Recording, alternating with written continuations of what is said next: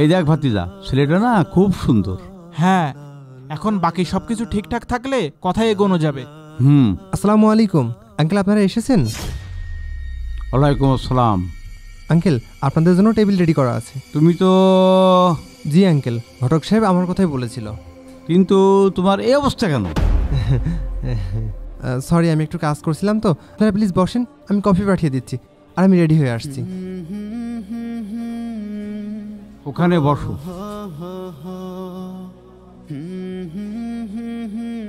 আমার মেয়ের জন্যে ঘটক এই ছেলে ঠিক করেছে, আমার তো ঘৃণা লাগছে। চাচা, এভাবে বলছেন কেন? ছেলেটা আসুক, কথা বলে দেখি কি হয়। কথা বলতেই তো এসেছিলাম। এই দেখ, ভেবেছিলাম ছেলেদিকে পছন্দ হলে এই আংটিটা ছেলেকে পরিয়ে দিয়ে যাব।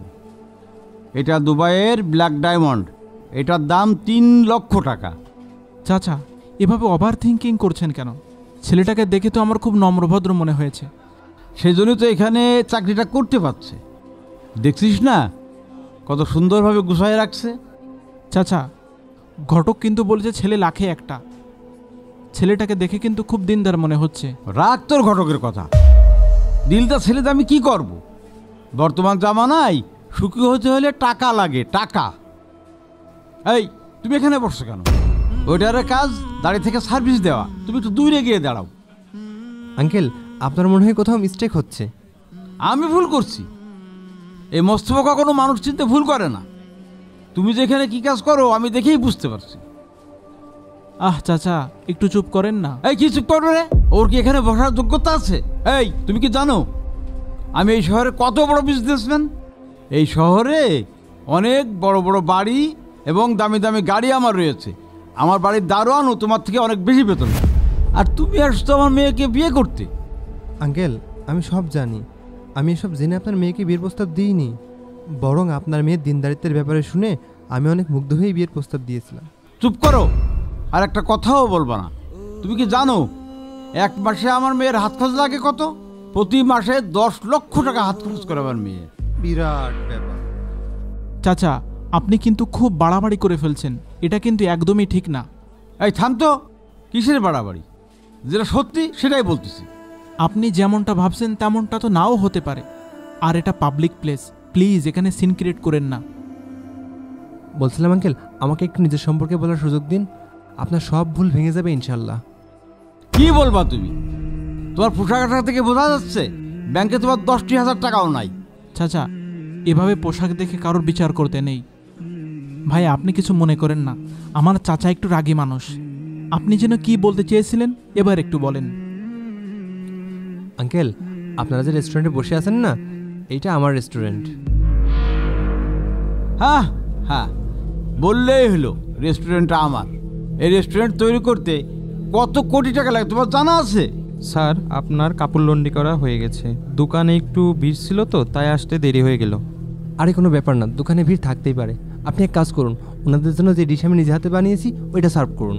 জি স্যার। এই ওয়েটার, জি বলুন। তুমি নাকি স্যার বললে কেন? ওনাকে তো স্যারই বলবো, উনি তো এই প্রতিষ্ঠানেরই মালিক। আচ্ছা ঠিক আছে, তুমি যাও। বাবা, তুমি আগে বলবা না তুমি এই রেস্টুরেন্টের মালিক?